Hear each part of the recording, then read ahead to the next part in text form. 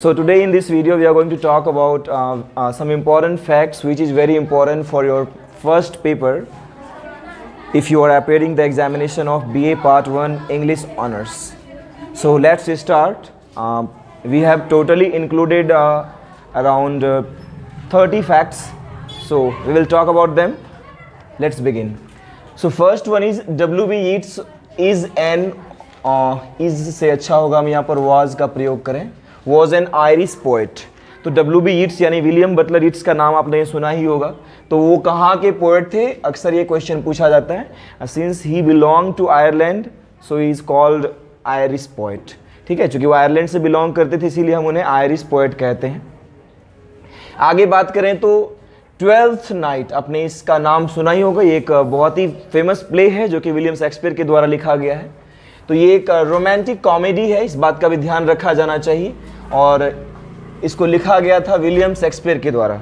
और इसके डेट्स की बात कर लें तो इसको लिखा गया 1601 से 2 के बीच में, परफॉर्म 1602 में किया गया और ये पब्लिश हुई थी 1623 में. आगे बढ़े तो सैमुअल जॉनसन वॉज किस एज से बिलोंग करते थे, तो हम उन्हें न्यो क्लासिकल पोएट कहेंगे क्योंकि वो न्यो क्लासिकल एज से बिलोंग करते थे. इसके अलावा वो जिस एज में एग्जिस्ट करते थे उस एज को हम एज ऑफ सेंसिबिलिटी या एज ऑफ जॉनसन के नाम से भी जानते हैं. और इनका जो जीवन काल रहा था 1709 से लेकर 1784 तक. आगे बढ़े तो प्राइड एंड प्रेजुडिस बहुत ही फेमस नॉवेल है. प्राइड एंड प्रेजुडिस जो कि जेन ऑस्टन के द्वारा लिखी गई है. इनकी एक और फेमस नॉवेल है, वो है एम्मा. शेक्सपियर की बात करें तो शेक्सपियर ने कुल 154 सोनेट्स लिखे हैं. तो ये अक्सर ट्रू फॉल्स में पूछा जाता है कि शेक्सपियर ने बहुत सारे सोनेट्स लिखे, क्या ये बात सच है? तो ये बात सच ही है क्योंकि बहुत सारा लिखा 154. और प्लेज की बात करें तो कभी 37 कभी 38, क्योंकि कहा जाता है कि 38th प्ले इनका इनकम्प्लीट रहा था, अधूरा रहा था. इस वजह से 37 भी कभी कभी कहा जाता है, कभी 38 भी. आगे बात करें प्लेज मतलब जानते होंगे नाटक. तो टोटल इन्होंने 37 और 38 प्लेज लिखे थे. विलियम वर्ड्सवर्थ की बात करें जिनका जन्म 1770 में और मृत्यु 1850 में हुआ, was an English romantic poet. वो एक इंग्लिश रोमांटिक पोएट थे, है ना. रोमांटिक एज से बिलोंग करते थे जो एज की 1798 से लेकर 1837 तक था. उसके बाद हम बात करें लेक पोएट्स के नाम से कौन जाने जाते हैं. तो लेक पोएट्स में 3 आते हैं, ध्यान रखिएगा, ये हमेशा एग्जाम में एमसीक्यूज में भी पूछा जा सकता है. तो लेक पोएट्स में 3 आते हैं, S T. Coleridge, William Wordsworth and Robert Southey. ठीक है, इसके पीछे का रीजन यही है कि ये लोग लेक डिस्ट्रिक्ट से ही बिलोंग करते थे. इंग्लैंड में एक लेक डिस्ट्रिक्ट है, इस वजह से इन्हें लेक पोएट्स के नाम से जाना जाता है ना. उसके बाद देखिए the old man and the sea, बहुत ही फेमस शॉर्ट नॉवेल है. इसको हम नॉवेला के नाम से भी जानते हैं. इसका जो लेखक था वो अर्नेस्ट हेमिंग्वे, इन्हें नोबेल प्राइज भी मिला हुआ था. ठीक है, तो इसके जो कैरेक्टर्स थे, सेंटियागो इसमें मेन कैरेक्टर में है, लीडिंग कैरेक्टर में. मैनलिन इसमें एक छोटा लड़का होता है और द मार्लिन जो होती है एक मछली होती है. आप मेन रूप से कम 2 कैरेक्टर को ध्यान में रखेंगे. The old man and the sea का 2 कैरेक्टर, सेंटियागो जो एक बूढ़ा आदमी होता है और मैनलिन जो कि एक यंग बॉय होता है. उसके बाद जूलियस सीजर जो कि एक ट्रेजेडी है, और ओथेलो जो कि ये भी एक ट्रेजेडी है. इसके द्वारा ये लिखा गया है, तो आप जानते ही होंगे विलियम शेक्सपियर ने लिखा है इन दोनों को. और इयागो जो होता है ये ओथेलो का ही एक कैरेक्टर है.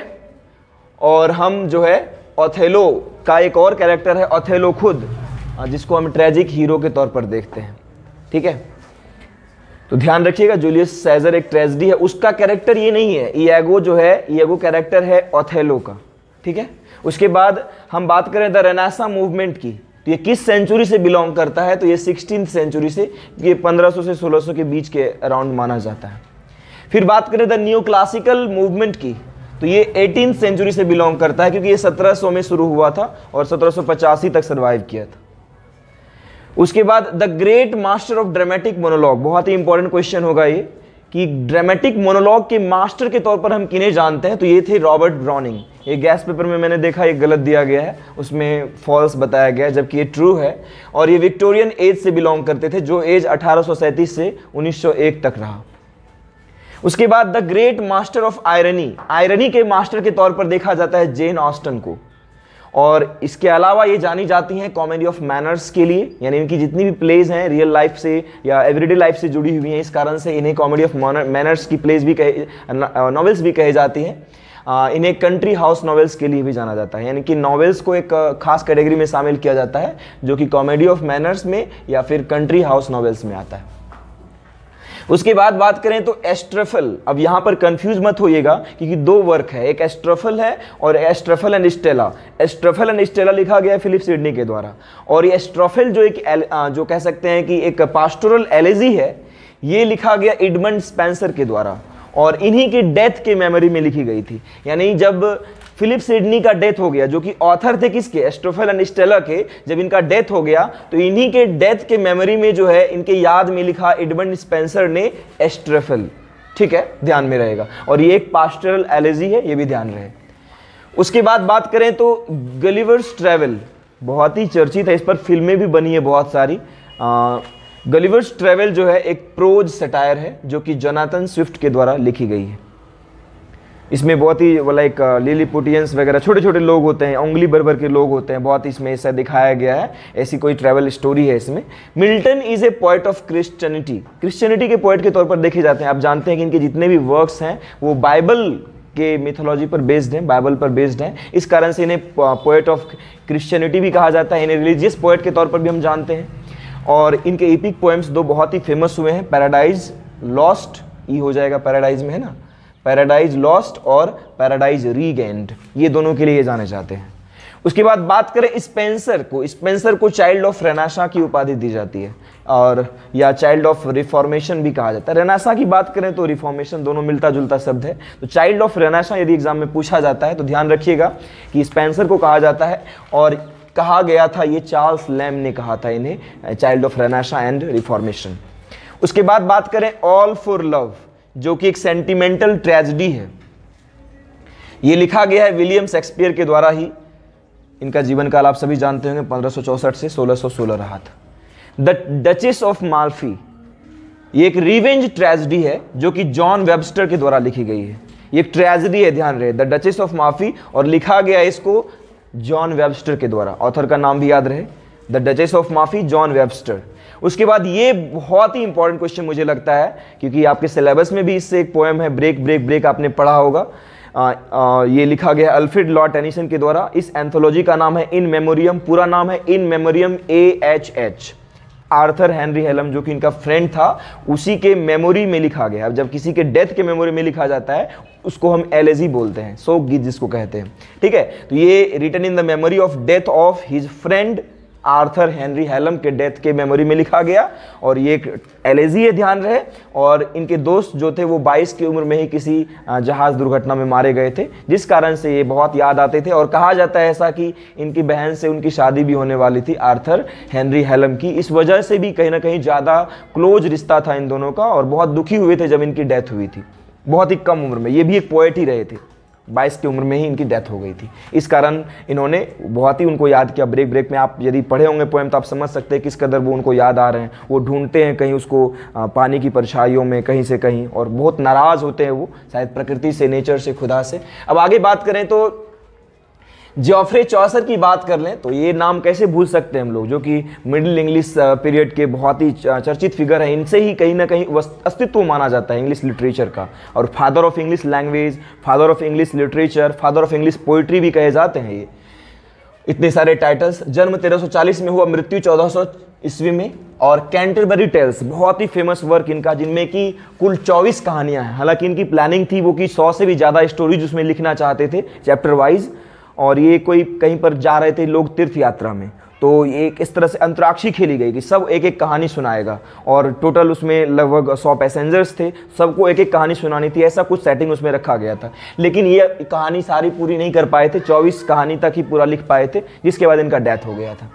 आगे बात करें तो ओड टू ए, बहुत ही फेमस पोएम है ये, ओड टू ए नाइटिंगेल। ये पूछा गया है, ओड टू नाइटिंगेल जो है, जो कि 1821 में लिखी गई, या 1819 कह सकते हैं, ऐसे कुछ डेट श्योर नहीं है मैं। ये जॉन कीट्स के द्वारा लिखी गई, जिनका जीवन काल 1795 से 1821, यहाँ पर 1819 ही हो जाएगा। 1819 में इसको लिखा गया। और ये इनका जो एज है 1795 से 1821, जानते होंगे ट्यूबरकुलोसिस के कारण मात्र 26 साल में इनका डेथ हो गया था। और ये पूछा जाता है कि ये कैसा सोनेट है, पेट्रार्कन सोनेट है कि इंग्लिश सोनेट है। तो ये ध्यान रखना कि ना ही ये पेट्रार्कन है ना ही इंग्लिश है, ये दोनों का एक मिक्सअप फॉर्म है। इसके जो स्टांजास देखे जाते हैं वो मिक्सअप फॉर्म में है। मतलब कहने की बात ये है कि उसको दोनों को मिला दिया गया है, दोनों के पैटर्न को मिला दिया गया है। जीबी शॉ बहुत ही चर्चित नाम है, जॉर्ज बर्नार्ड शॉ। ये 1856 से 1950 तक, ये मॉडर्न एज में ही आएंगे। ये एक आयरिश प्लेराइट थे, आयरलैंड से ये भी बिलोंग करते थे, या इन्हें हम ड्रामेटिस्ट के तौर पर भी कह सकते हैं। हैमलेट जो कि बहुत ही चर्चित, ये भी एक प्ले है जो कि ट्रेजेडी थी, ये शेक्सपियर के द्वारा लिखी गई। इसकी चर्चित जो हीरोइन है वो है ऑफेलिया, ध्यान रहे ऑफेलिया जो है हीरोइन है हैमलेट प्ले की। और एक और नाम मिलता जुलता है कॉर्डेलिया, जो कि किंग लियर, वो भी एक ट्रेजेडी है और विलियम शेक्सपियर ने ही लिखा है। तो ये दोनों नाम ध्यान रहे। हैमलेट से यदि रहे तो ऑफेलिया उसकी हीरोइन है और किंग लियर की हीरोइन है कॉर्डेलिया।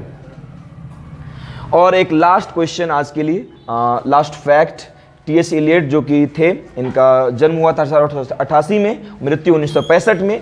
ये मॉडर्न एज के पोएट के तौर पर देखे जाते हैं, इन्हें एक मॉडर्न पोएट एंड क्रिटिक के तौर पर याद किया जाता है। तो यदि आपको ये वीडियो पसंद आया हो, आप चाहते हैं कि हम दूसरे पार्ट को भी कंप्लीट इंक्लूड कर लाएं, तो आप लोग जो है बता सकते हैं, सजेस्ट कर सकते हैं, आप लोगों को चाहिए या नहीं चाहिए, आप लोग बता सकते हैं हमें। तो फिर थैंक यू सो मच।